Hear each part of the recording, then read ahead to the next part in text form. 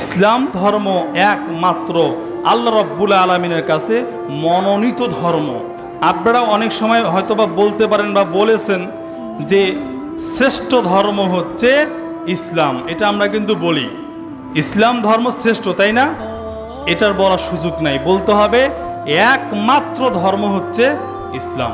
এখন আপনি যদি শ্রেষ্ঠ বলেন যে ইসলাম ধর্ম শ্রেষ্ঠ, তাহলে এখানে বোঝা যায় বা গ্যাপ থাকে যে শ্রেষ্ঠ ধর্মের পরে আরও কোনো ধর্ম আছে না, এরকম বোঝা যায় যে এটা হচ্ছে শ্রেষ্ঠ, এটা হচ্ছে গুড, এটা হচ্ছে বেটার। আমরা এইরকম কথা বলবো না, শ্রেষ্ঠ ধর্ম না, বলতে হবে একমাত্র ধর্ম আল্লাহ রাব্বুল আলামিন দিয়েছেন।